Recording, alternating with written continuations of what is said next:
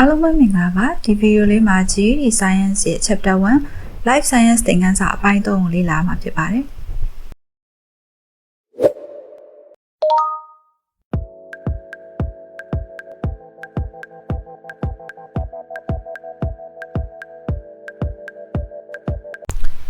ဆဲရီမှာအမျိုးအစားခွဲတွေရှိရဲ့အထူးပြုဆဲတွေရှိသလိုပဲ tissue မှာလည်းအထူးပြု tissue တွေရှိရဲ့ခေါင်းစဉ်မှာတော့ four major types of specialized tissue အထူးပြု tissue တွေရဲ့အဓိကအမျိုးအစား၄မျိုးကြောင်းကိုသွားပါမယ်ပထမမျိုးစားကတော့ nerve tissue ion jaw tissue ဖြစ်တယ်နောက်တစ်ခု muscle tissue ကြွက်သား tissue နဲ့ connective tissue တွဲဆက် tissue epithelial tissue organ tissue ဆိုပြီးတော့မှအဓိကအပြင် tissue အမျိုးအစား၄ခုရှိပါတယ်connective tissue လို့ခေါ်တဲ့တွဲဆက် tissue မျိုးစားဆိုရင် protects and connects other body tissues to one another ခန္ဓာကိုယ်ရဲ့ tissue တစ်ခုနဲ့တစ်ခုကိုသူကကာကွယ်ပေးထားတယ်ဆက်သွယ်ပေးထားတယ်။ဒီနေရာတွေမှာဒီတွဲဆက် tissue တွေရှိလဲဆိုရင် bone အရိုးမှာလည်းတွဲဆက် tissue တွေရှိတယ်အရိုးတစ်ခုနဲ့တစ်ခုချိတ်ဆက်ပေးထားတယ်အဲ့လိုပဲ cartilage အရိုးနုနေရာတွေဥမာအပြင်နေရွက်တို့နှာခေါင်းတို့မှာရှိရပါတော့အရိုးနုလိုနေရာမျိုးလေးတွေand ပြီးတော့ blood connective tissue เนาะသွေး tissue ဓာတ်တွေဒီလည်းပဲတွဲဆက် tissue အမျိုးအစားတွေဖြစ်ပါတယ်။ epithelial tissue လို့ခေါ်တဲ့ organ tissue ကတော့ covers and protects the surface of the body and the organs ခန္ဓာကိုယ်ရောကိုယ်ရင်းအင်္ဂါအစိတ်ပိုင်းတွေကိုမျက်နှာပြင်တွေအားလုံးကိုဖုံးအုပ်ပေးပြီးတော့ကာကွယ်ပေးထားတယ်။အဲ့တော့ epithelial tissue ထဲမှာနမူနာအဖြစ်ဆိုရင်တော့ skin ပေါ့နော် skin is an epithelial tissue အရေးပြားသည်ဒါအပေါ်ယံ tissue အမျိုးအစားဖြစ်တယ်ခန္ဓာကိုယ်ရဲ့ကိုယ်ရင်းအင်္ဂါတွေကိုအပေါ်ယံနေကာကွယ်ပေးထားတဲ့အပေါ်ယံ tissue အမျိုးအစားဖြစ်ပါတယ် levels of organization မှာတော့ဒီပုံမှန်သဏ္ဍာန်ပေါ့နော်အုပ်စုဖွဲ့မှုရဲ့အဆင့်တွေကိုရှင်းပြတဲ့အခါမှာ an organ ကိုယ်ရင်းအင်္ဂါဆိုတာက is composed of a group of tissues working together tissue တွေအတူတကွပေါင်းစည်းထားတဲ့အစုအဝေးဖြစ်တယ်ဆိုတော့ cell လေးတွေအသေးဆုံး cell လေးတွေအများကြီးစုလိုက်တဲ့အခါမှာ tissue လို့ခေါ်တဲ့အသားစားဖြစ်လာတယ်အဲ့လိုပဲ tissue တွေအများကြီးစုလိုက်တဲ့အခါမှာနောက်တစ်ဆင့်အနေနဲ့ organ လို့ခေါ်တဲ့ကိုယ်ရင်းအင်္ဂါဖြစ်လာတယ်အဲ့တော့ကိုယ်ရင်းအင်္ဂါတွေတစ်ခုနဲ့တစ်ခုချိတ်ဆက်နေပြီးတော့မှရုပ်လုံးပေါ်လာတဲ့အခါ organ system ပေါ့နော်ကိုယ်ရင်းအင်္ဂါစနစ်လို့ခေါ်တယ်အဲ့တော့ဒီမှာဆိုလို့ရှိရင် organ လို့ခေါ်တဲ့ကိုယ်ရင်းအင်္ဂါတွေ tissue တွေအစုလိုက်ဖွဲ့လိုက်အတူတကွပေါင်းစည်းပြီးတော့ဖြစ်ပေါ်လာတာဖြစ်တယ်Your heart is an organ made of cardiac muscle tissue အဲ့တော့ခန္ဓာကိုယ်မှာရှိတဲ့ကိုယ့်ရဲ့ heart ပေါ့နော်နှလုံးဟာဆိုလို့ရှိရင် cardiac muscle tissue နှလုံးကြွက်သား tissue တွေနဲ့ဖွဲ့စည်းထားတဲ့ကိုယ်ရင်းအင်္ဂါတစ်ခုဖြစ်တယ် tissue ဆိုတာဒီ specialized cell တွေပေါ့နော်ထူးထူး cell လေးတွေစုဖွဲ့လိုက်အတူတူဒုက္ခပေါင်းစည်းစုစည်းထားတဲ့အရာဖြစ်တယ်ဆိုတော့ cell လေးတွေအများကြီးစုလိုက်ရင် tissue ဖြစ်လာတယ်အဲ့တော့ your heart tissue နှလုံး tissue ဟာဆိုရင် made of cardiac muscle cellနှလုံးကြွက်သား cell တွေပေါင်းစုပြီးတော့ဖြစ်ပေါ်လာတာဖြစ်တယ် cardiac muscle cell နှလုံးကြွက်သား cell တွေကလည်း contract together to make your heart beat နှလုံးခုန်လာဖို့အတွက် contract together အတူတကွကြုံနေအပြင်နှလုံးခုန်အောင်ဖြစ်ပေါ်စေတယ် exercise 1မှာဆိုလို့ရှိရင်သူက direction လေးနဲ့ပေါ့နော် choose the best answer ဆိုပြီးတော့မှဒီပေးထားတဲ့ထဲကနေပြီးတော့အသင့်တော်ဆုံးအဖြေကိုရွေးခိုင်းတယ် number 1 မေးခွန်းလေးခါဆိုရင် which statement is supported by the cell theory ရှေ့မှာ cell theory ကိုသင်ထားပြီးသားဖြစ်တဲ့ကြောင့် cell နဲ့ပတ်သက်တယ်ပေါ့နော် theory မှန်ကန်ချက်နဲ့မှာဆိုရင်ဘယ် statement က supported ဖြစ်လဲပေါ့နော်အဲ့တော့မှန်တဲ့အချက် cell theory အရာမှန်တဲ့အချက်တစ်ချက်ကိုရှာပြရမယ် ABCD တွေကဆိုတော့ A မှာဆိုရင် a single cell is not considered a living thing cell တစ်ခုရဲ့ကိုတက်ရှိလို့မတတ်မှတ်ပါဘူးတဲ့အဲ့တော့ cell တစ်ခုလဲဆိုလို့ရှိရင်တက်ရှိလို့မတတ်မှတ်ဘူးဆိုတာကမှားတယ်ပေါ့နော် cell တစ်ခုလဲပါတယ်ဘက်တီးရီးယားလို့ကောင်းနေဆိုရင်လည်းပဲတက်ရှိလို့ပဲတတ်မှတ်ထားတာဖြစ်တဲ့အတွက်ကြောင့် cell တစ်ခုလဲပါတော့တက်ရှိလို့မတတ်မှတ်ဘူးဆိုတာကမှားတယ်ပေါ့ဒီမှာဆိုရင် cell theory ရမှန်ကန်တဲ့အချက်ကိုလိုက်ရှာရမှာဖြစ်တယ်ဆိုတော့ A မဟုတ်ဘူးပေါ့နော်အဲ့တော့ B ကိုဆက်ကြည့်ပါမယ် anything that has cells is considered a living thing cell ရှိတဲ့ဘယ်အရာကိုမဆိုတက်ရှိလို့ယူဆပါတယ်ဆိုတော့ဒီအချက်က cell ပါတဲ့တက်ရှိမှန်သမျှမှာ cell တွေရှိတယ်ဒါကြောင့်မလို့ cell ပါတဲ့ဘယ်အရာကိုမဆိုတက်ရှိလို့ခေါ်တယ်ဆိုတော့ပြန်လည်အားဖြင့်မှန်တယ်ပေါ့နော်ဆိုတော့ဒီအချက်လေးကတော့ cell theory ရမှန်ကန်တယ်သူ့ထက်မှန်တဲ့အချက်ရှိလားဆက်ကြည့်မယ် C မှာဆိုရင် all living things are made of the same types of cell တက်ရှိအားလုံးကတူညီတဲ့ cell မျိုးစားတွေနဲ့ဖန်တီးပြုလုပ်ထားတယ်အဲ့တော့ cell မျိုးစားတွေကမတူဘူးဒီ တတဝအမျိုးအစားတစ်ခုထဲမှာတောင်မှခန္ဓာကိုယ်ထဲမှာ cell မျိုးစားတွေက specialized cells လို့ခေါ်မယ်တစ်ခုနဲ့တစ်ခုเนาะလှုပ်ဆောင်ရတဲ့တာဝန်တွေပုံမှန်တရံတွေအသွင်ပြင်တွေသူ့ရဲ့ဒီဆောက်ပုံရှိသမျှပေါ့เนาะတစ်ခုနဲ့တစ်ခုအမျိုးအစားကွဲနေရတယ်အများကြီးရှိတဲ့အတွက်ကြောင့်မလို့ cell အမျိုးအစားတွေအားလုံးကတူနေတယ်လို့ပြောတာဒီမဟုတ်ဘူးပေါ့เนาะဆိုတော့ဒီကိုဆက်ကြည့်အောင် a living thing can absorb new cells from the environment သက်ရှိတွေဒီဆဲအသစ်တွေကိုပတ်ဝန်းကျင်ကနေစုပ်ယူပါတယ်ဆိုတော့ဆဲအသစ်တွေဘယ်ကနေထပ်ပေါ်လာလဲဆိုရင်ပတ်ဝန်းကျင်ကစုပ်ယူလို့ရတာမဟုတ်ဘူးဘုံလာရှိပြီးသားဆဲကနေပြီးတော့ပွားလာတာဖြစ်တယ်ဒါကြောင့်မလို့ဆဲအသစ်ဆိုတာပတ်ဝန်းကျင်ကစုပ်ယူတာပါဆိုတဲ့အချက်ကမှားတယ်ပေါ့နော်ဆိုတော့ဒါကြောင့် A ရော C ရော D ရောဒီဆဲ theory ရမှန်ကန်တဲ့အချက်တွေမဟုတ်တဲ့အတွက်ကြောင့်မလို့မှန်ကန်ချက်ရဘယ်ဟာကအဖြေမှန်လဲဆိုရင် B ပါ number 1အတွက်ဆဲ theory ရမှန်ကန်အောင်ယူပြရမယ်ဆိုရင်တော့ B ဖြစ်ပါတယ်Number 2မှာဆိုရင် complete the statement ပေးထားတဲ့ဝါကြလေးကိုပြည့်စုံအောင်ဖြည့်ပေးရမယ်ဆိုတော့ဒါကတော့ quality ဖြည့်အမျိုးအစားပေါ့နော် A bone cell is သွေးဆဲသည် is quality ဖြစ်ပါတယ် to perform the unique function of storing minerals for the body ခန္ဓာကိုယ်အတွက်လိုအပ်တဲ့သတ္တုဓာတ်တွေကိုသိုးလောင်သိမ်းဆည်းဖို့အတွက်သူ့မှာထူးခြားတဲ့တာဝန်ကိုထမ်းဆောင်ဖို့အတွက်တည်တံ့တာဝန်ကိုထမ်းဆောင်ဖို့ is quality ဆိုပြီးပေးထားတယ်သူကအထူးပြုပါတယ်ပေါ့နော် bone cell ရဲ့တာဝန်ကဒါတွေကိုလုပ်ဖို့ minerals တွေသိမ်းဆည်းဖို့အတွက်အထူးပြုဖွဲ့စည်းထားတာဖြစ်တယ်ဆိုတော့အထူးပြုစီဆိုတဲ့စကားလုံးပေါ့နော် is specialized ဖြစ်ရမယ်ဆိုတော့ quality မှာဖြည့်ပေးရမယ်စကားလုံးဒီ specialized specialized ဖြစ်ပါတယ် cell functions and components cell ရဲ့တာဝန်တွေနဲ့ပါဝင်တဲ့ပစ္စည်း different types of cells are specialized for different functions in your bodyဆဲအမျိုးအစားအမျိုးမျိုးကခန္ဓာကိုယ်ထဲမှာရှိတဲ့မတူတဲ့လုပ်ငန်းဆောင်တာတွေအတွက်အထူးပြုပြီးတော့တာဝန်ယူထားတဲ့ဥပမာအဖြစ် for example all cells must be able to carry out a certain set of chemical reaction ဆဲအလုံးဒီ must be able to carry out เนาะဘာတွေကိုသူတို့လှုပ်ဆောင်ဖို့လိုအပ်လဲဆိုတော့ a certain set of chemical reactions ဓာတုတပ်ပြုမှုတွေကိုသေချာပေါက်လုပ်ရတယ်အဲ့ဒီမှာ metabolism လို့ခေါ်တဲ့ဇီဝဖြစ်စဉ်ပေါ့နော် is the name for the set of chemical reactions metabolism ဆိုတဲ့ဇီဝဖြစ်စဉ်ဆိုတာဒီခန္ဓာကိုယ်ထဲမှာရှိတဲ့ cell တွေရဲ့ဓာတုတပ်ပြုမှုဖြစ်စဉ်တွေကိုခေါ်တဲ့အမည်ဖြစ်တယ်ဘလို့ဇီဝဖြစ်စဉ်လဲဆိုတော့စားလိုက်တဲ့အစာအာဟာရတွေကနေတဆင့်စွမ်းရည်အဆင့်ဖြစ်ကူးပြောင်းလာတဲ့ဖြစ်စဉ်ကိုခေါ်တာဖြစ်တယ်အဲ့တော့ဒီဇီဝဖြစ်စဉ်က that use the energy from food ဒီစားတောက်ကနေရတဲ့စွမ်းအင်ကိုဘယ်မှာသုံးလဲဆိုတော့ to build substances the cell needs ကိုယ်ထဲမှာရှိတဲ့ cell တွေလိုအပ်တဲ့ပါဝင်ပစ္စည်းတွေဖန်တီးတည်ဆောက်ဖို့ရမှာသုံးတယ် Metabolism occurs in two parts နော်ဒီဇီဝဖြစ်စဉ်ကိုအဓိကအဖြစ်နှစ်ပိုင်းတွေ့နိုင်တယ် First ပထမတစ်ပိုင်းကတော့ a series of reactions extract energy from food molecules စားတော့ဒီစားစာ molecule တွေကနေရလာတဲ့စွမ်းအင်ကို converted to a form of energy that the cell can use ဆဲတွေပြန်သုံးနိုင်တဲ့စွမ်းအင်ဖြစ်လို့ပြောင်းလဲတဲ့ဘိုင်းပေါ့နော်ဒါကတစ်ခု then အဲ့လိုပြီးရခါမှာ a second series of reactions နောက်ထပ်ဓာတ်ပြုမှုအနေနဲ့ကတော့ use that energy to fuel processes နော်ကိုယ်ထဲမှာရှိရဲ့ like building proteins နော် protein ဓာတ်တွေတည်ဆောက်ဖို့ရအတွက်လိုအပ်တဲ့လုပ်ငန်းစဉ်တွေလုပ်တဲ့နေရာမှာ to fuel နော်လောင်စာဖြစ်နေသည့်စွမ်းအင်ကိုသုံးဖို့ပထမအဲ့တော့ဇီဝဖြစ်စဉ်ဆိုတဲ့နေရာမှာနှစ်ပိုင်းရှိရဲပထမတစ်ပိုင်းက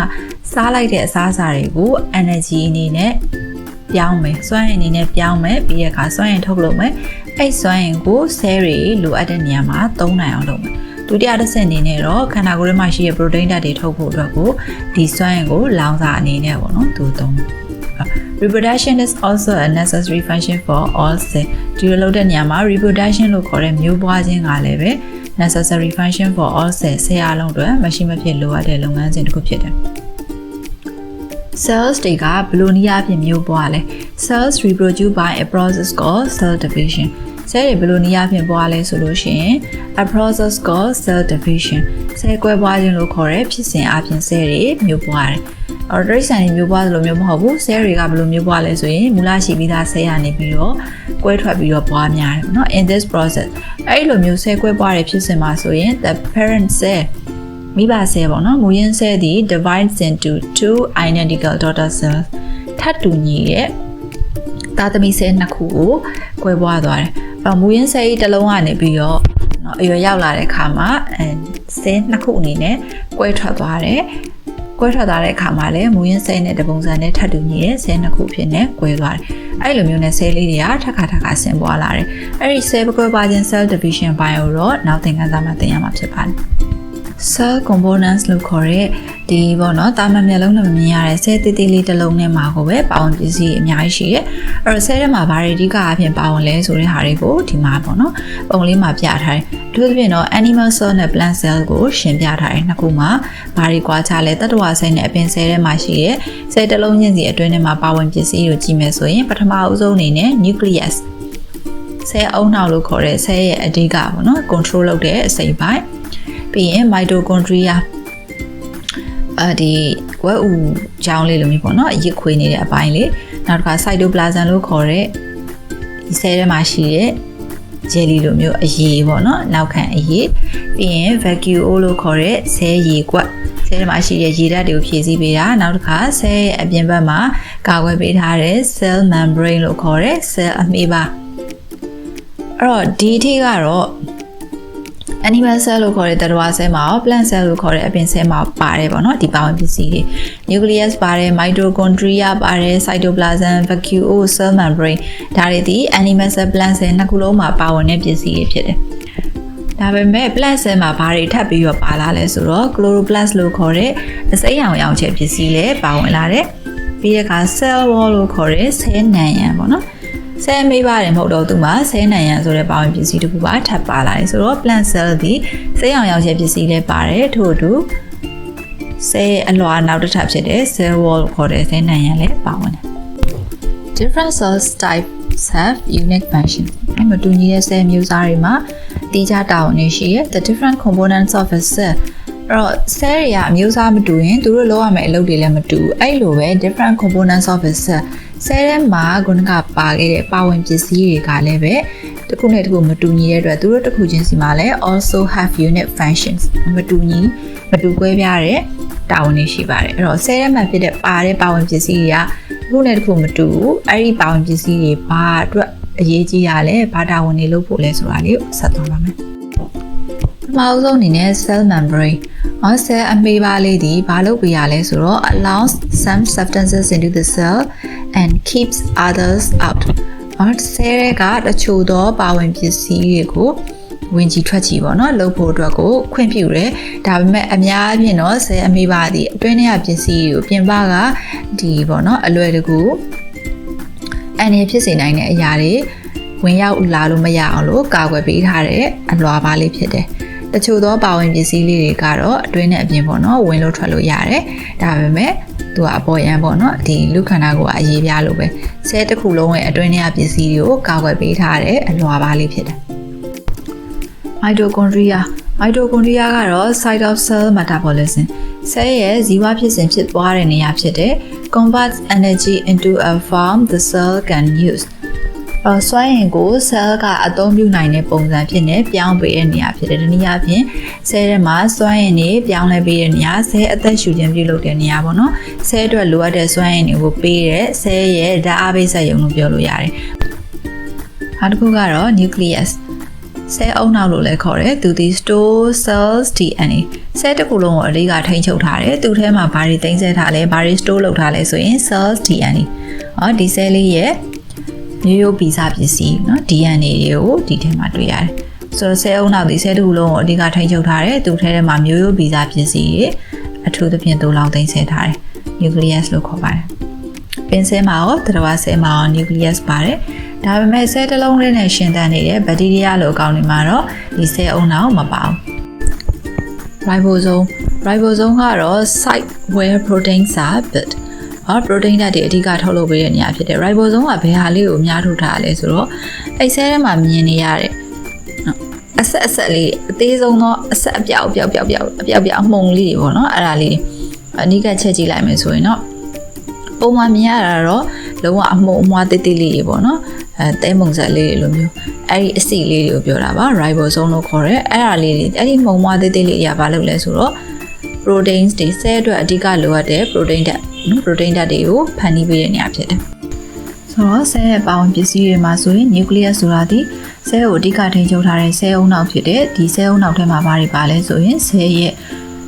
မျိုးရိုးဗီဇပစ္စည်း DNA တွေတူလောင်သိမ်းဆည်းထားတယ်နောက်တစ်ခု mitochondria ကတော့ ဆဲရဲ့အသက်ရှူခြင်းပေါ့နော်ဆဲရဲ့စွမ်းရည်နဲ့အဓိကပေါ်ပေါက်ရာနေရာဖြစ်တယ်။နောက်တစ်ခု cytoplasm ဆိုတာကတော့ဆဲထဲမှာရှိတဲ့ဒီဂျယ်လီနဲ့တူတဲ့အရည်ပေါ့နော်ဆဲတစ်ခုလုံးထဲမှာပြည့်နေတဲ့ဂျယ်လီလိုပြည့်အရည်ဖြစ်တယ်ဒီအရည်တွေဒီဘာလို့တာလဲဆိုဆဲထဲမှာရှိတဲ့ဒီပါဝင်ပစ္စည်းတွေကိုပုံမှန်တရံကြအောင်ထိန်းထားပေးတယ်ဆဲရဲ့ပုံတရံမှန်အောင်ထိန်းထားပေးတယ်အဲ့တော့ဒီအရည်ထဲမှာပဲဓာတုဓာတ်ပြုမှုဖြစ်စဉ်တွေဖြစ်ပေါ်တယ်နောက်တစ်ခုကတော့ vacuum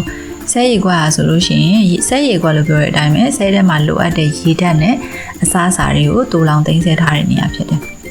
အော်ဒီထဲမှာမပါတဲ့ခုနကပုံထဲမှာအသေးဆုံးလေးတွေဖြစ်တဲ့เนาะသင်းပုံလေးတွေလိုအမှုန်ဆက်လေးတွေ ribosome ဆဲရဲ့ protein ဓာတ်ဖြစ်ပွားရာနေရာဖြစ်တယ်နောက်အောက်က cell membrane ဆိုရင်ဆဲရဲ့အမေပါသည်ဆဲရဲ့အတွင်းကို virus လိုမျိုးပေါ့နော်အန်ရရှိတဲ့ပစ္စည်းတွေဝင်မလာအောင်တားဆီးကာကွယ်ပေးတဲ့အလွှာပါဖြစ်တယ်အဲ့တော့ပင်ဆဲမှာပဲတွေ့ရတဲ့ chloroplast လို့ခေါ်တဲ့စိမ်းရောင်ရောင်ခြည်ပစ္စည်းကတော့အပင်အတွက်လိုအပ်တဲ့စွမ်းရည်တွေကိုစုပ်ယူပေးပြီးတော့စိမ်းရောင်ပုံမှန်တဲ့စိမ်းရောင်ရောင်ခြည်တွေပေါ်ပေါအောင်ကူညီပေးတယ်နောက်တစ်ခုအပင်ဆဲရဲ့နောက်ထပ်အကာအကွယ်ဖြစ်တဲ့ cell ပေါ့ cell နံရံကတော့ဒီအပင်ဆဲရဲ့ပုံမှန်တဲ့ပေါ့နော်ပုံပေါ်အောင်ကူညီပေးတာဖြစ်တယ်နောက်တစ်ခုကတော့ enzymes တွေဆိုတာလည်း also important molecules for our inside cell ဆဲအတွင်းမှာတွေ့ရတဲ့အရေးပါတဲ့ molecule တွေပဲဖြစ်တယ်အဲ့တော့ enzyme ဆိုတာဒီ proteins เนาะ protein ဓာတ်တစ်မျိုးဖြစ်တယ် that have chemical reactions to occur faster ဆဲအတွင်းမှာလိုအပ်တဲ့ဓာတုဓာတ်ပြုမှုတွေကိုပို့ပြီးတော့မြန်ဆန်စွာဖြစ်ပေါ်လာအောင်လို့ကူညီပေးတဲ့ protein ဓာတ်တစ်မျိုးဖြစ်တယ် without enzymes เนาะ enzyme သာမရှိခဲ့ဘူးဆိုရင်a cell will not be able to produce needed substances fast enough cell တစ်လုံးဒီလိုအပ်တဲ့အရာဝတ္ထုတွေကိုဒီထုတ်လုပ်နိုင်ဖို့အတွက်ကိုเนาะမြန်မြန်ဆန်ဆန်ဆောင်ရွက်နိုင်မှာမဟုတ်ဘူးဆိုတော့ enzyme ဓာတ်တွေလည်းဒီ cell အတွင်းမှာရှိတဲ့အရေးပါတဲ့ molecule တစ်မျိုးဖြစ်တယ် exercise 2မှာဆိုရင် cell functions and components ဆိုတဲ့ခေါင်းစဉ်အတွက်ဗာမေးခွန်းလေးတွေမေးထားလဲ number 1မှာ which of the following is not a function performed by all cells cell အလုံးเนาะလုပ်ပေးတဲ့တာဝန်မဟုတ်လားအဲ့တော့အောက်မှာပေးထားတဲ့အထင်မှာဘယ်တစ်ခုဒီ cell တွေနဲ့เนาะ cell တွေနဲ့မဆိုင်တဲ့ဟာဖြစ်မလဲဆိုတော့ number A reproducing cell တွေကမျိုးပွားပေးလားဆိုတော့မျိုးပွားပေးတဲ့ cell တွေဒီ now number B producing food cell တွေကအစားအစာကိုထုတ်ပေးရလားတဲ့ number C က building proteins protein ဓာတ်တွေကိုတိဆောက်ပေးရလား number D က converting energy စွမ်းအင်တွေကိုပြောင်းလဲပေးရလားဆိုတော့ cell တွေဘာတွေလုပ်ပေးလဲခန္ဓာကိုယ်ထဲမှာရှိတဲ့ cell တွေဒီမျိုးပွားခြင်းကိုဆောင်ရွက်ပေးတယ် protein ဓာတ်တွေတိဆောက်ပေးတယ်စွမ်းအင်တွေကိုပြောင်းပေးတယ်ဆိုတော့ cell တွေကဘာတွေကိုမလုပ်ပေးဘူးလဲဆိုရင်ကြတော့ producing food เนาะ cell ကအစာထုတ်ပေးရမျိုးအစားအစာထုတ်ပေးရမျိုးမလုပ်ဘူးဆိုတော့မေးခွန်းမှာက which of the following is not a function လို့ပြောတယ် cell ကဆောင်ရွက်တဲ့ function မဟုတ်တဲ့ cell ရဲ့တာဝန်မဟုတ်တဲ့ဟာတစ်ခုကိုပြောပြပါဆိုရင် cell တွေမလုပ်နိုင်တဲ့ဟာပေါ့နော် cell ကတာဝန်ယူထားတဲ့ဟာမဟုတ်တဲ့ဟာကိုရှာပါဆိုတဲ့အတွက်ကြောင့်မလို့ producing food လို့ခေါ်တဲ့အစားအစာထုတ်လုပ်ခြင်းဒီ cell ကလုပ်တဲ့လုပ်ငန်းဆောင်တာမဟုတ်ဘူး။အဲဒါကြောင့် number 1အတွက်မဟုတ်တဲ့အဖြေတစ်ခုရွေးပေးရမယ်ဆိုရင်နော် cell နဲ့မသက်ဆိုင်တဲ့လုပ်ငန်းကိုရွေးပါဆိုရင် B ကိုရွေးပေးရမှာဖြစ်တယ်။နံပါတ်2မှာဆိုရင် complete the statement လို့ခေါ်တဲ့အတွက်ကြောင့်မေးခွန်းကွက်လက်ဖြည့်ပေးရမယ်။ A cell cannot survive without mitochondria ဆဲတစ်လုံးက mitochondria မရှိဘဲနဲ့သူကမရှင်သန်နိုင်ဘူးဘာလို့လဲဆိုတော့ it will have no source of blank နော်သူမှာကွက်လက်အရင်းမြစ်မရှိလို့ပါတယ် to run cell processes ဆဲရဲ့ဒီလုပ်ငန်းစဉ်တွေကို run ဖို့ဆောင်ရွက်ဖို့အတွက်ကွက်လက်မရှိတဲ့အတွက်ကြောင့် mitochondria မရှိရင်ဒါတွေမရှိတော့ဘူးလို့ပြောတယ် mitochondria ဒီဆဲထဲမှာအဓိကဘာလုပ်ပေးရလဲဆိုတော့စွမ်းအင်တွေကိုတိဆောက်ပေးတာဖြစ်တယ်ဒါကြောင့် mitochondria သာမရှိရင်ဆဲတွေဒီလုပ်ငန်းဆောင်တာတွေကိုဆောင်ရွက်ဖို့စွမ်းအင်မရတဲ့အတွက်ကြောင့်မရှင်သန်နိုင်ဘူးเนาะဒါကြောင့်ကွက်လက်မှာ energy ကိုထည့်ပေးရမှာဖြစ်တယ် no source of energy energy ဆိုတဲ့စကားလုံးလေးကိုထည့်ပေးရမှာဖြစ်တယ်ဆိုတော့ mitochondria သာမရှိဘူးဆိုရင်ဆဲဒီဆဲလုပ်ငန်းစဉ်တွေကိုဆောင်ရွက်ဖို့စွမ်းအင်အရင်းမြစ်မရှိတဲ့အတွက်ကြောင့်မရှင်သန်နိုင်ပါဘူးဆိုတော့ကွက်လက်မှာ energy ကိုဖြည့်ပေးရမှာပါဒီနေ့သင်ခန်းစာအပိုင်း3မှာဆိုရင် cells တွေရဲ့ functions လို့ခေါ်တဲ့လုပ်ငန်းဆောင်တာတွေနဲ့ဆဲအတွင်းမှာရှိတဲ့ components ပါဝင်ပစ္စည်းတွေတစ်ခုချင်းစီရဲ့တာဝန်တွေအကြောင်းပြောသွားတယ်ပြီးတဲ့အခါကျရင်အထူးပြု tissue အမျိုးအစား၄ခုအကြောင်းကိုရှင်းပြသွားတယ်ပြီးတဲ့အခါကျတော့သူတို့နဲ့သက်ဆိုင်တဲ့ခေါင်းစဉ်အောက်ကမေးခွန်းလေးတွေလည်းတစ်ခါတည်းဖြည့်ပေးသွားပြီပေါ့နော်ဆိုတော့သင်ခန်းစာလေးကိုဒီမှာပဲရန်နာပါမယ်ကျေးဇူးတင်ပါတယ် ချင်းဤနိုင်ငံစာဗီဒီယိုလေးကိုဆက်လက်လေ့လာဖို့ channel လေးကို like and subscribe လုပ်ဖို့မမေ့ပါနဲ့နော်။စောင့်ကြည့်ကြည့်ရှုပေးရတဲ့အတွက်အားလုံးကိုကျေးဇူးတင်ပါတယ်။နောက်ဗီဒီယိုလေးတွေမှာပြန်လည်ဆုံတွေ့ကြပါမယ်